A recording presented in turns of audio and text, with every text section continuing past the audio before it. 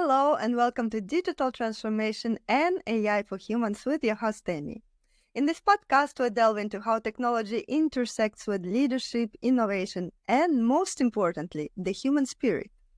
Each episode features visionary leaders who understand that at the heart of success is the human touch, nurturing a winning mindset, fostering emotional intelligence, and building resilient teams. Today, we are going to talk about leading with purpose and impact. My fantastic guest, Dr. Ron Stotts from Seattle, the United States, an executive coach, three-time best-selling author, international speaker, and Harvard Business Review Advisory Board member, is going to share with us his secrets around rewiring our brain for success. With over 45 years of exploration into the understanding of people's limitations and greater potentials, Ron helps entrepreneurs and executives navigate the challenges of evolving into conscious leadership. He offers transformative programs that guide his clients in creating a truly inspiring life beyond anything they have ever imagined. Welcome, Ron. I'm so happy to have you today. Thanks. I look forward to our chat today. So am I. I'm looking forward to our conversation, and I'm so excited about everything you're going to share with us. To start with, could you please present yourself? Tell a few words about your story, about your journey, about your experience, and everything you'd like to share with us. That's a long journey over a long period of time. Yeah, it's to just keep it somewhat succinct. It's really a journey of self-discovery. When I got in, I was a rowing champion, and then I went in the Marine Corps and really ran into some serious challenges because I didn't believe in the Vietnam War and that type of thing. So I found that I really had to. And it's different for most people. You kind of are raised by your parents and your society, and then you come in and you continue using all that you learned to develop your life. And with me, it was like I really had to start over in my early 20s because I just didn't trust what I had been taught. That had led me to going into war, which I didn't believe in. And so I had to really reevaluate, who am I? What's important to me? What are my values? And that inner search really began in my early 20s, and it was beginning to understand who and what I was. It's very self-oriented in the beginning, but as you begin to develop and understand, create more compassion, empathy, and healing within yourself, of course, then that gets mirrored in your relationships with others. And that took me into getting a PhD in psychology and working at amazing places like the Brain Integration Center, where I got to work with the best of the best in terms of personal development back in the day. And it's just been a journey that I've continued because I realized the more I understand about what we're capable of, the more I understand about life, the more I connect it to all of existence, even the spiritual aspects, the more that I can really be present and support others in discovering who they are and what they're capable of, and creating that really wonderful life that they're worthy of. Sounds magic and so inspiring as well. With over 45 years of experience, what have you found to be the most significant factors in helping leaders rewire their brains for success? The most important thing is that I see that everybody's addicted to looking outside of themselves for answers that can only be found within. They're usually very intelligent. They've gone to the right schools. They've gotten that intelligence, got them the right job, and they've learned to really rely on that logical left brain, that ability to really figure things out and think about things. The problem is that they all hit a ceiling where those abilities no longer are really agile enough and really don't allow them to continue to evolve. And so what I teach them is And when they come to me, they feel frustrated, they feel stuck, they feel like they're not enough, all of these different ways of expressing that running into that ceiling. All I share with them is the excitement of that. All of those things are just indicators that you're ready to evolve. And so that's what the journey that I take them on is all about, is what do they need to heal? What do they need to access? Who do they need to become to create the dream that they aspire to?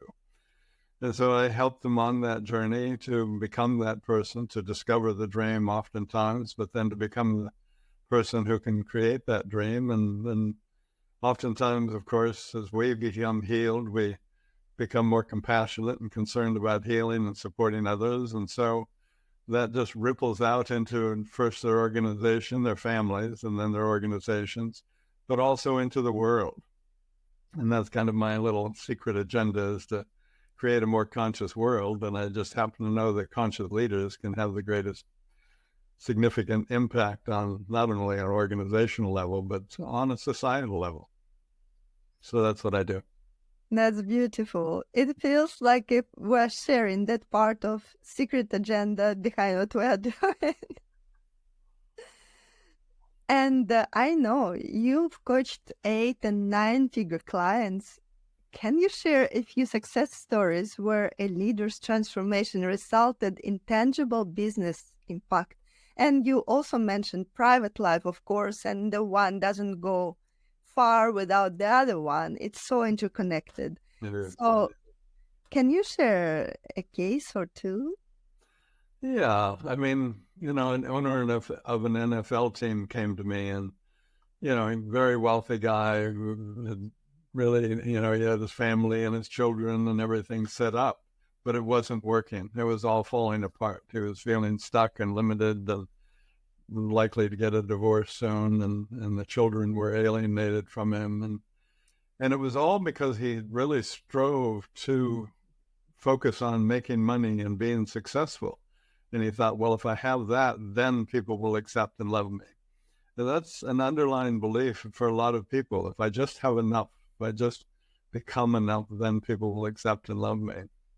And of course, the journey was where he recognized early on was, oh, I really need to learn to accept and love myself.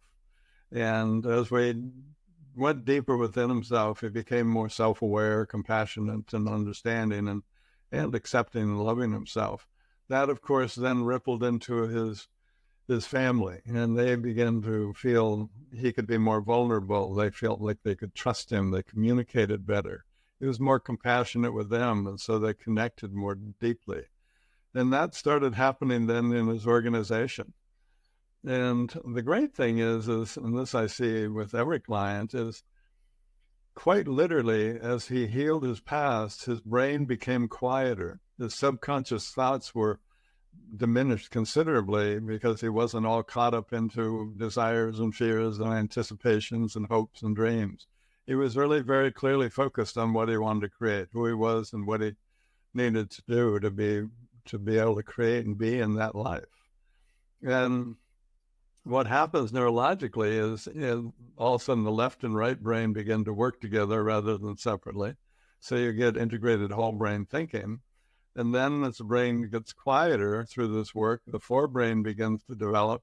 And that's really meant to be and is the conscious CEO of your life. So it takes over from the amygdala, the emotional reactive center that most people are using to guide their lives. And then the amazing thing for him and for people who really take this work to the level they're capable of is he started accessing what I call big mind. He was capable of, instead of trying and efforting to get ideas and solutions to whatever he was dealing with, he began to trust that if he just would breathe, focus on what he wanted, but just breathe and kind of put the request out there, if you will, he would recognize that he was accessing really the best of who and what he is. He was recognizing he was accessing really the highest level of thinking that he could access. But it wasn't through trying and efforting, it was through quieting the mind and letting it come in. They understand that scientifically nowadays is what happens is as you quiet the mind, you start creating a bridge across the different frequencies. There's, theta, delta, alpha, all the different frequencies that we're in at different times during our day, that sleep or meditation or working on something, that type of thing. That alpha bridge that we create in that quiet or more focused place really accesses the best from all of those frequencies simultaneously. So you're really accessing a level of awareness and knowledge and insight that you just don't have available with a noisy mind, with a more disconnected mind.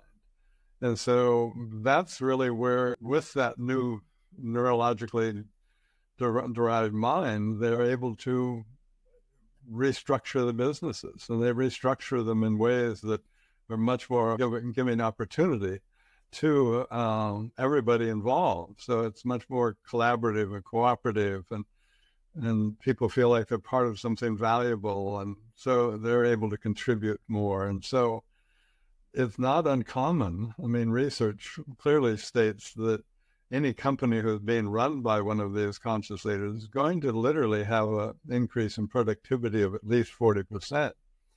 To be honest with you, my clients sort of laugh at that because it's frequently well above 40%. I mean, I've had a client who, more than doubled several of his organizations. They were 9-figure businesses, and he did that within a year.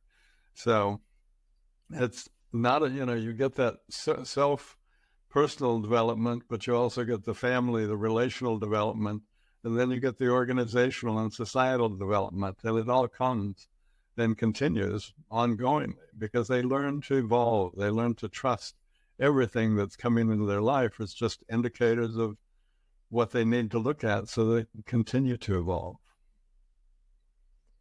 It is so amazing, and it is so important for me personally in my life, what you are sharing now. And I would like to just take it one little step further and give a small recommendation to everybody who is listening to us and watching this now. So the alpha state, right after waking up, the space where you are at that moment, that's exactly it. And you can experience it and spread it and control it better. And that's where from you can start. But of course, it's just the very first step, and then you have to take it much further in order to create those fantastic results Ron just described. But to start somewhere, do you have a few more ideas of how you can connect to that space in a very simple way? In a few minutes, just to experience it and feel the difference in how you navigate the world and react and move forward. I think many of us experience it momentarily at some point in our life. We might be sitting next to a stream in nature, and all of a sudden we have a much bigger picture perspective of something that is challenging us, or we might just have an insight of peace, of love, of whatever it might be. So it's in those moments of quietness where the subconscious brain is entrancing all over, our ideas and ideals. And then what we find is that in those quiet moments, whether it's in nature, whether it's in relationship, we find that there's a startlingly large understanding. There's a much bigger picture, great deal more clarity in terms of solution and answer and image of what we want. And so just create those opportunities for yourself if you want to sample. The work that I do allows you to access that anytime you want it. And if you're going to be a high-level leader, you really need to have a very agile mind. And the rapidly changing, ever more complex business world that we're in today, to be a sophisticated, high-level conscious leader, you need to have a very quiet, focused mind that allows you to be present and curious, so that whatever information is coming in, you're really able to handle it with a great deal of ease, because you're not struggling with that left brain logic of order, trying to wrestle with ideas and go down different dead ends and trying those out. You're just coming from a place of being present and trusting and watching the best of who and what you are, because you're literally accessing your higher levels of thinking, And when people are struggling, when they're in stress, they aren't capable. The chemical gates of the brain literally close down relatively to a point where you can't access the same level of thinking. Think in terms of, it's just the game of consciousness. The more present and curious you are, the more aware. And the more aware, the more conscious. The more conscious you are, the more aware you are of what you're thinking, feeling, emotionally and physically. And more aware you are of what state you're in. And so you learn to live extraordinarily mindfully and be present. And in that presence, in that quiet, you're always accessing the best of who you are. And you're aware of what's coming into your life, and you're using that rather than being reflective or reactive to it and closing down out of fear. You're opening out of trust and exploring it. And so you're able to come up with solutions very quickly. You're able to handle so much more from a place of ease than you were from that place of struggle. Being in the flow is absolutely amazing experience, and it is definitely worth to invest into exploring deeper, because it absolutely transforms everything you've known until you opened up that space. Mm-hmm. How can ambitious leaders turn their daily challenges into opportunities for growth and personal transformation? There are so many challenges nowadays, and leaders are so stressed, they are so overwhelmed. All those fast-paced technologies and economical shifts and shifts in the society and everything you can only think about, now it's a part of our reality. So how is it possible to turn them into something beneficial? I'm at a point in my life where I recognize everything coming into my life. Literally everything that's happening and coming into my life is there to support me in opening up my heart, my mind, developing my awareness, and becoming a more capable leader in life. And so it really, if you're coming, as you said, if you're coming from a place of fear, then those things don't look like opportunities, they look like challenges, they look like difficulties, they look like struggles. But as you move into a higher state of consciousness, and that happens through the healing process, as you move into a higher state of consciousness, you begin to see all those same things coming into your life, and you look for the opportunity because you're coming from a place of trust. You're coming from a place of seeing what opportunity lies within any situation that's coming, that you find yourself in, that's coming into your life. It's really not something different than that. It's really, if you want the ease, if you want the awareness, if you want the consciousness, you want that mental agility, then you have to quiet your mind so that it can be present, so that you can see the opportunity and everything that presents itself to you. So true. It is so true. And I'm so grateful that you're explaining it in such a powerful and easy to digest way, so that as many as possible can also open up their world and their mind and start applying it. How does the concept of neuroplasticity tie into conscious leadership, and how can leaders actively work on rewiring their patterns? Yeah. Well, I think that is the challenge. Most people, they've been living their life in a particular way, and they get entrenched in that way of thinking and that way of being. And so, change is one of the scariest things to most people.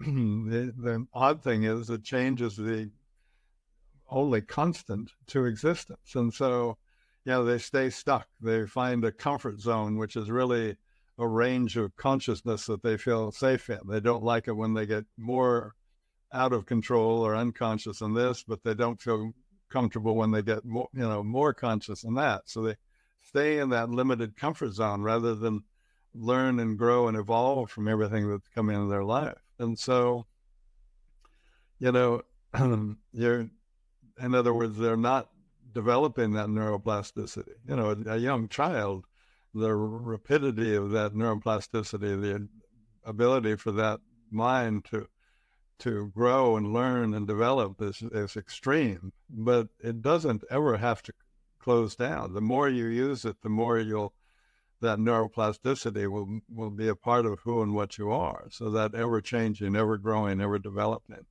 Neuroplasticity, just to keep it simple, would be you've got a certain way of thinking. You know, research shows that most people have similar thoughts every day. You know, they might say it differently, but they have the same thoughts running through their mind subconsciously again and again and again. Those thoughts are going down certain neurological pathways, and those pathways become freeways that, you know, dominate the inner structure of the brain. And so it's really a matter of considering those just to be habits, considering those just to be, okay, that's a habit that I have. That's that way of thinking, those thoughts, those desires, those fears, those wishing things would be different or whatever it is. Let me just slow that down and begin to breathe. Breathing is the foundation for being able to really change and have a neuroplasticity of the brain. And so as you breathe and as you're present, you make different choices.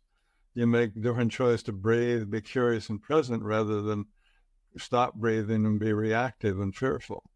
And that all of a sudden that new pathway begins to develop, and it'll start right away with, you know, the first time you do it. It's like, oh, okay, here we'll go. We need a new pathway for that.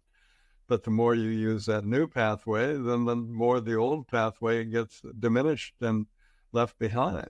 And all of a sudden that new pathway is your new way of thinking. That's really, you know, people talking about, you know, a different mindset. A different mindset is really just a neurologically enhanced brain, one that has become more flexible, more agile, more, you know, fluid in its ability to be, you know, shifting in its priorities all the time. I totally agree. And it's exactly about being more mindful and understanding what could you introduce and then start changing the patterns. But how long time does it take between starting changing something and seeing concrete results in your reality? 5 seconds. You see, so it's very fast and easy. You can see the difference, but then to really develop and have that as part of who you are, I find within a couple of months, and this is how my programs are designed, not trying to promote there, but they're designed because of what I've witnessed. It takes about 2 months to really heal that neurological, that background, that backlog of our life. We are able to open the cave doors, really go through all that we've hidden in that cave, everything that we weren't able to process as we were growing up as a child, heal all of that, because you really only need to heal the most significant stuff, usually around parents and that type of thing.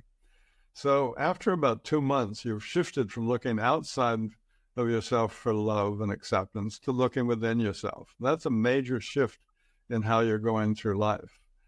And then you continue with that process from, you know, my second program's a 9-month program. And there you're kind of using everything you've learned, that self-awareness, that emotional intelligence, that more higher level of capability and insight you've developed in the first month, you're honing that.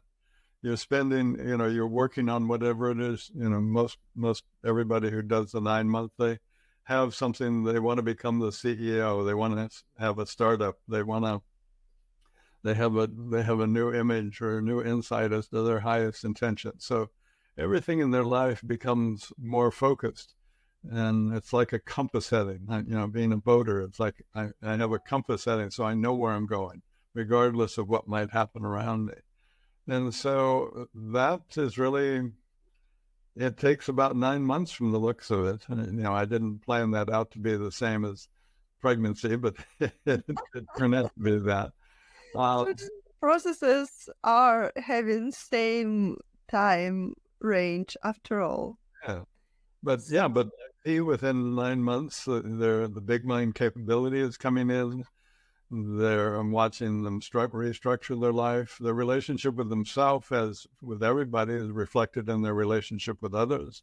So as they become more centered, calm, self-accepting, loving, they become more confident and they become more authentic. And that's reflected in their relationships with others. And others begin to feel safer around them and more trusting, and they begin to collaborate more fully. And all of a sudden, you create an entirely new environment for both, certainly personal, where everybody feels more connected and trusting and safe, and to professional, where, I mean, and I've had guys that were pretty hard nosed and pretty, they ruled with an iron fist when they came in, but it wasn't working. But within months, all of a sudden, they're restructuring their organization and bringing out the best in everybody.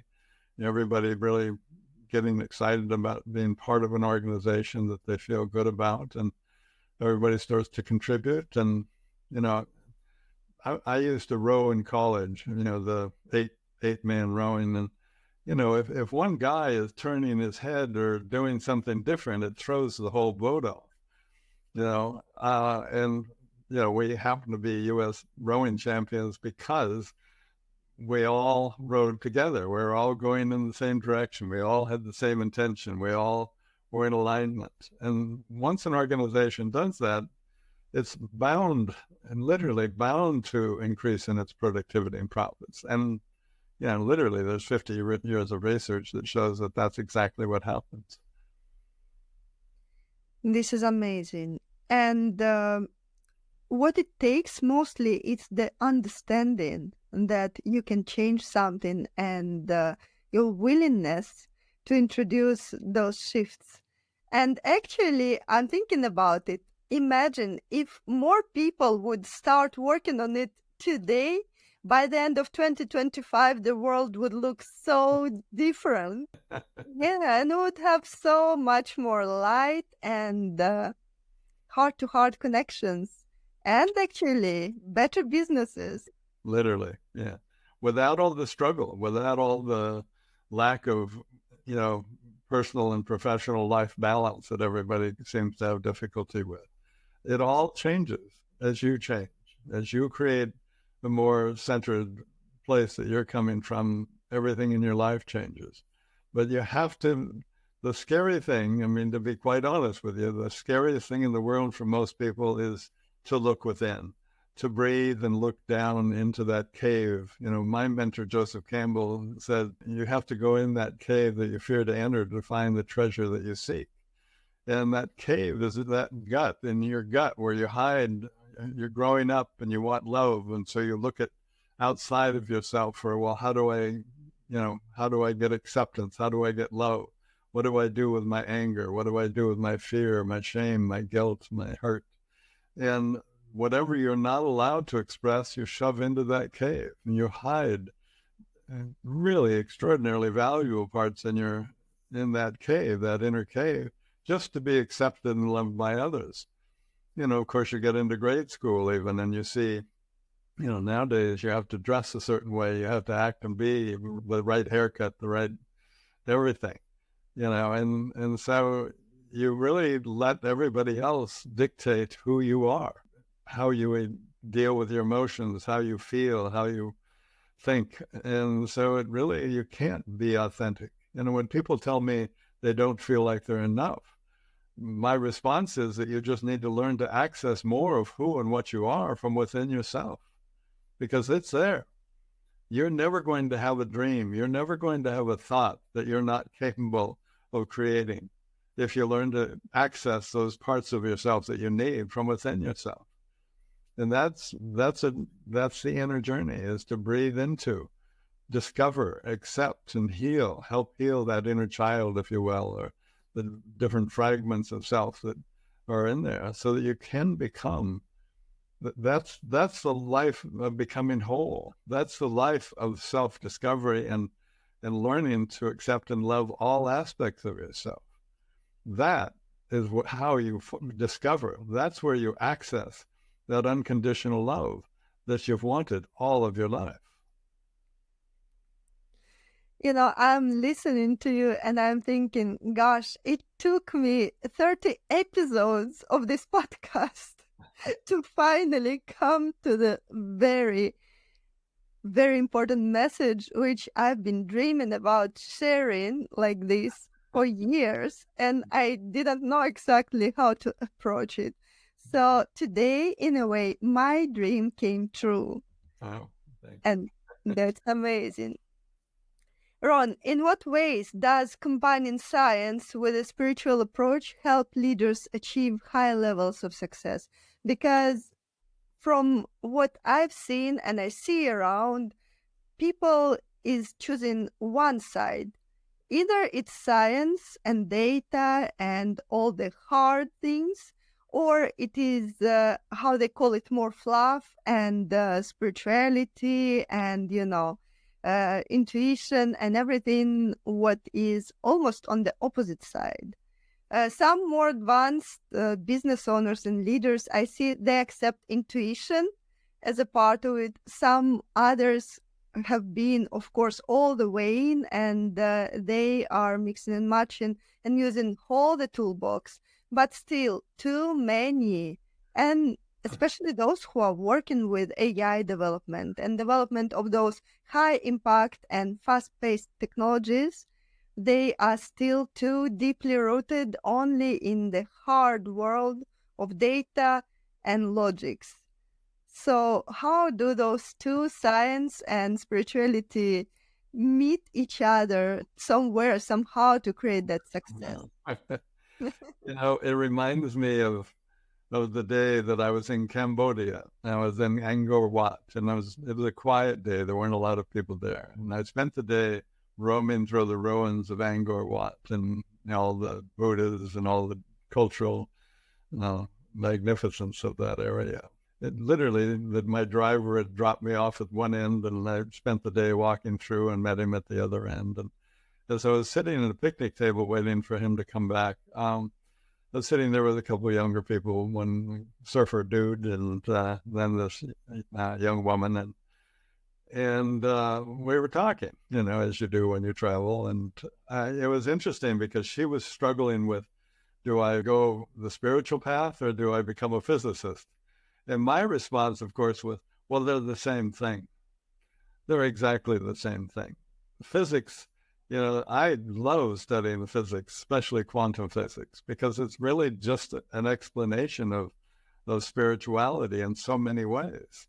They're not two different paths if you let them overlap. You'll recognize that one is the mind trying to figure out everything, and one is spiritually. One is trying to figure it out all by thinking, which is certainly fine. The other is by journeying into the silence, into the light, and experiencing it more directly. And, I spent my entire life, meditating and going into the light. But when I started discovering the science and explaining it, became fascinated to me. So I don't think there's a choice. The only choice that makes any sense is to accept and understand them all. I'm more a place in my life now where if I speak of something like God, I'm really just talking about the consciousness of the universe, everything that's expressed, everything that's created, everything that results from that expression of consciousness is creation. There's no man up in a chair in the sky somewhere. It's literally all just consciousness. And so the more, everything we've been talking about really allows you, self-awareness really starts with yourself, but self begins to be redefined that in time includes all of existence, because there's just the oneness. And you are an aspect of the oneness. That big mind that I'm talking about is really you expanding and really touching that more expanded sense of self so that you access the wisdom that you're really truly capable of accessing. That's not coming from something or someone else. You're an aspect, you're a part of all of that. And so just reach into that pool of what you're capable of who you truly are, and access that and bring it into your physical world, bring it into your life. And that's right now, I'm just more interested in helping people live and work in the world. But to be able to do that, they need to access more of who and what they are, which means not just relying on that logical left brain, not throwing that out. It's very valuable, but to expand it so that you're using really integrated whole brain thinking to access well beyond what that left brain's capability is all about. It is amazing, and it is absolutely true. And I couldn't imagine that the day when I've been contacted by your agent and he asked if we could work together on this episode. I could never imagine that we're going to talk about the oneness and dive so deep into what really matters. But this is absolutely incredible and so valuable to make it more practical, more applicable to those who didn't spend years of their life diving into all those terms and definitions like you and I. So what practices or habits can leaders adopt to align with their deeper purpose and experience more balance in life, achieving both business growth and personal fulfillment? Well, again, there's 50 years of research that clearly shows that these higher level conscious leaders live a life of mindfulness. So it's a matter of beginning to be more mindful in your life. And that includes all aspects of your life. I enjoy playing golf. I'm not there to win, beat somebody else. I'm there to go, how mindfully can I do this? Because it involves my body, it involves my mind, it involves spatial awareness, relationships. So it's a matter of, doing your relationships, having your communication, making love, being in relationship and creating an organization, doing it all mindfully, which means you're coming from that place of breathing so that you're present and in touch with all aspects of yourself, so that you're coming from a place of curiosity, openness, trust, and presence, so that you're not being distracted by past fears, future desires, and all of the other chaos that the subconscious mind can sabotage your best levels of thinking with. So it's really, if you really want to do it, then you're going to take the time to heal that emotional backlog so that you don't have the subconscious mind sabotaging your abilities. Because we're only aware of about 5 or 10% of our thoughts. And so, there's I've got a lot of friends in personal development, and they're making a ton of money selling to that 5%. It's like, if you just do this, if you just believe this, if you just say this, if you just do this, then you're going to be okay. And people go, okay, well, I can do that. I'm going to do that. I am that. I'm going to become that. And they use that 5% of their mind to really knuckle down and go after it and do the best they can. Well, meanwhile, there's this other 90% of our mind that's got subconscious thoughts that are all connected to that deep emotional backlog, that unhealed aspects of ourself, the unretrieved and undisconnected aspects of ourself that just comes in and sort of, well, that's nice, and washes it away. So maybe for a week or two, we're on the diet, we're on the new, way to be mindful. But then that subconscious just said, no, that's uncomfortable. We don't want to move out of that comfort zone range that we have identified as us. And so, it depends on how deep you want to go. Exactly. And I'm usually always standing on the side of sustainable processes, sustainable leadership, and it has to stay with you. If you introduce some kind of changes, they have to make sense so that you can both implement them and keep them through your life. Right. Otherwise, it's like, in and out, exactly as you mentioned, and then it's not worth it. And with the time, it makes one even lose hope that something is possible to change, because they try one thing, it doesn't work. They try something else, it doesn't work. And it's like a yo-yo effect.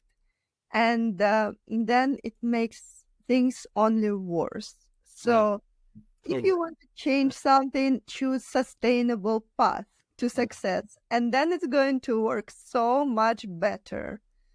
Well, I see it in industry. I see it in corporations where they come in and they teach people how to be emotionally intelligent.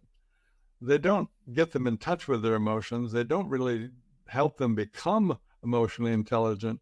They just intellectually teach them how to act emotionally intelligent. And that works as long as there's no problems. Exactly. And then the problems come. There's a problem. They go back into their old, mindless way of That's being. true. That's true. And that's the part of the corporate world where it's easier to justify an investment into a program which was developed 20, 30 years ago and still tested on all the other corporations and has some kind of results and some kind of brand on it. But still, there are other solutions which are probably newer and more adapted and more flexible and more powerful. But it is up to every leader to choose, how am I going to invest my budget and develop my people, and what do I believe is right or wrong. So mindful leaders, of course, they have completely different criteria of choosing those programs as well for their people. Right. Yeah. I mean, what's difficult for me to watch is there's a lot of good programs that the information is actually valuable and good, but not if you haven't healed the past, if you haven't done the deeper work. It's not, as you say, sustainable. So what happens is people, this guru, this teacher, this leader said, well, all I have to do is do this. And they do that, and yet that, gets washed away by the subconscious mind, as I mentioned before. And yeah, so, I mean, people have these incredibly successful programs, but only 3% of the people are successful. The other 97%, they had a great time. They felt good for a couple of weeks, but then they fell back into their old patterns. So a 3% success rate is just not acceptable to me. I mean, if even a 97% rate isn't acceptable to me, you have to have, something that actually transforms people. Because, when they tried their best and they did exactly what they were supposed to do, and then it didn't work, they do exactly what you were suggesting. They feel like, oh, there's something wrong with me. I'm really not capable. I'm really not enough. And then they kind of give up. And I understand that. It's like, well, I don't know what to do, and it's almost like they're getting information that really isn't the actual truth. And that's where I have trouble with the integrity of some very successful people out there. I feel exactly the same, and that's why I mentioned it, because it is half truth, but a lot of people, they really sincerely believe that it's not that important and it's not going to have such impact on their business efficiency, business success, and private life, and bring more harmony and that ability to really be in the flow and get so many difficult things which are considered to be difficult, with ease and joy. And that's exactly the sad thing. And I become really upset when I see unhappy people who could change something, but they don't know where to start, and they tried so many times and it didn't work that they almost give up. Yeah. And they still have to try. They need to keep fighting because it doesn't need to be that way. Life doesn't need to look like that. Yeah. Yeah. I mean, I was on a call yesterday with a fellow, got several startups, a tech guy, very brilliant guy down in Los Angeles, and very capable, but his mind is going so fast and it's so noisy and he's so unpresent that, you know, he's struggling with others. He's struggling, he's got so much going on that he can't get organized. He doesn't feel like he's really living up to his potential, which of course he isn't. But what the most painful thing is he's in his early 50s. And I see this a lot. I'm of an age where I see the cost in terms of your health, in terms of your relationships. I see the cost that those people are going to pay. And that is a heavy, heavy payment. Their health begins to fall apart. Their life, just all of a sudden, they were dealing with disease and disorder and, death is not uncommon. And I'm talking about people in their 50s and 60s. I'm well above that. And, and I'm still out quite active playing golf. Most of my friends are at least 10 or 15 years younger than me, but it's not like, oh, Ron's wonderful. I'm just saying we're all capable of taking care of ourselves. If you're not breathing fully and deeply all of the time, your body is struggling. Your health is struggling. Your mental capacity is limited. You're really living a life where you're in fight or flight almost all the time. And we have two nervous systems, parasympathetic and sympathetic. And the one system takes care of us when we're sitting quietly and relaxed and not stressed. The other kind of takes care of us when, there's a lion coming out of the bush and we need to figure out what to do. Most people are living their life as if that lion's coming out of the bush all the time, literally all the time. Their mind is so, rapidly moving with desires, fears, pain, suffering. It's classic Buddhism 101, pain, those desires, those fears, those attachments are what create suffering, what create pain in your life. And they also just, to my perspective nowadays, they just limit you from living and ever knowing what you're really capable of, recognizing, maybe even keeps you from being in the vision of the life that you want. But it certainly keeps you from being able to create that also. Yes, 100%. But you mentioned right breathing. What is the right breathing? How do we breathe that it becomes wrong for everything we'd like to achieve and be the best version of ourselves? Yeah. The breath to me is my best friend, my trusted advisor, my spiritual teacher, if you will. It has literally become what guides me through my life. And I'm not suggesting everybody, take it that far, but if you're not aware of how you're breathing, if you're not aware of when you're breathing and when you're not breathing, then you're not paying much attention. And so you're really missing out on a great deal. When you take a breath in, the lungs extend down, to the lower part of the rib cage. So when you take a breath in, your belly should extend out a little bit.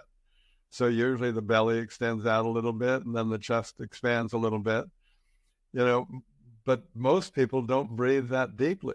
It's just a very shallow breath and it's very limited, the number of breaths that they're breathing at any given time. When I'm speaking with people in the initial calls, I literally watch them not breathe for extended periods again and again and again.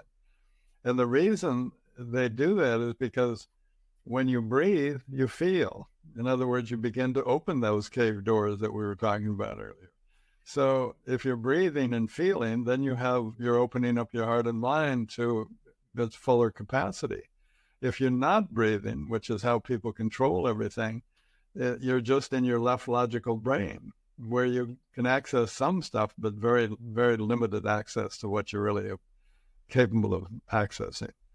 This fellow yesterday, I couldn't, he was on his cell phone I couldn't even get him to sit down and have a conversation hardly. He was that, rampaging through his mind.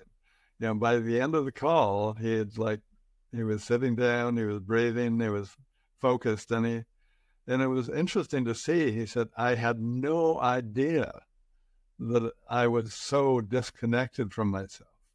I had no idea that I was so unable to get in touch with my feelings and to even be present enough to have a conversation.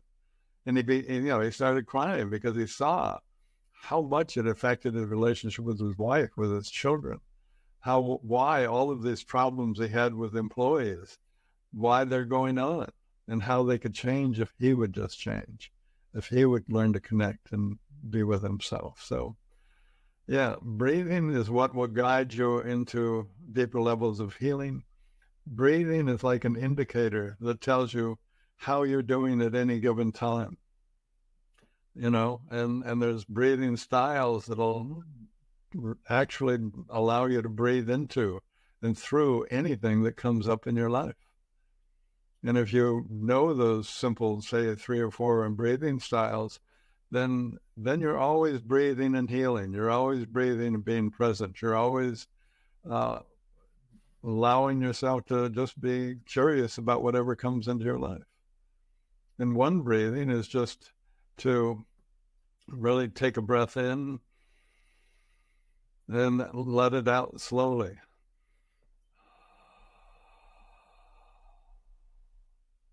And you can probably hear that breath because I'm slightly constricting my throat.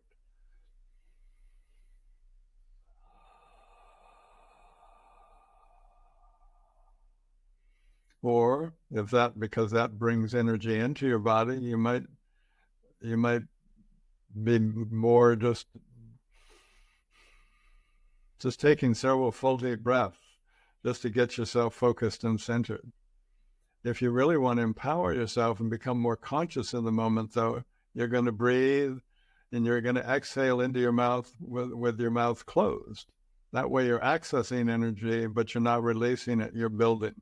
And these are just analogies. So that's a very important detail we're sharing now with everybody who is connected to this.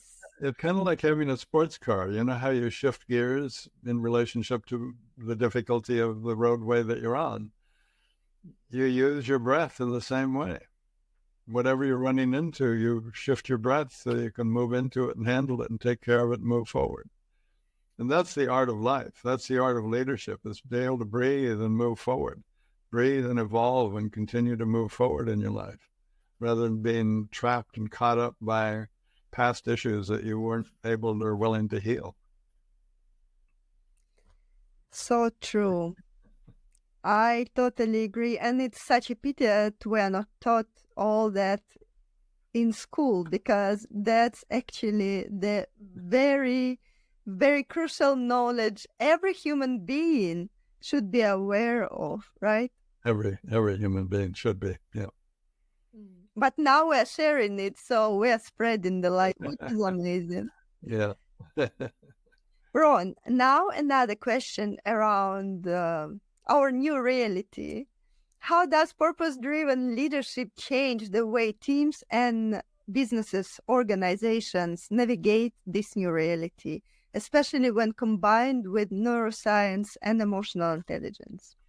And that's really where, when I started specializing in leadership development, I was writing a book with a fellow that I knew quite well in mind, very successful author, personal development, business coach. And I was writing a book, I called it Overscheduled by Success. And the reason is because I discovered there was a lot of very successful people who were really just busy maintaining what they had developed. But they all had these secret projects that they wished they could work on. They had these dream projects that they wished they could develop, but they just didn't have time because they were so busy just maintaining the organization that their past success had been built on. What I discovered as I was writing that book and really exploring it more deeply is that there way too involved in their organization. Now, most people will go, well, I need to be successful. Turns out you don't. I had one fellow who's got 5 9-figure businesses, and he was micromanaging them all. And of course, he was exhausted. He was losing his relationship. His relationship with his adult sons was very distant and disconnected. And he felt like he was losing it all. It was all falling apart.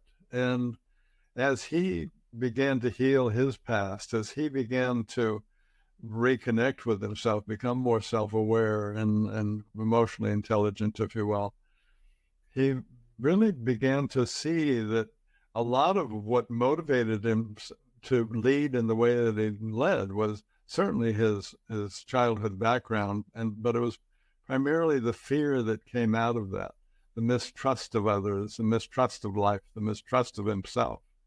So as he began to be more present and see that he could trust more fully, not only himself and others, but all of a sudden he shifted. I ended up actually working with several of his C-suites. They became the CEOs of his organizations.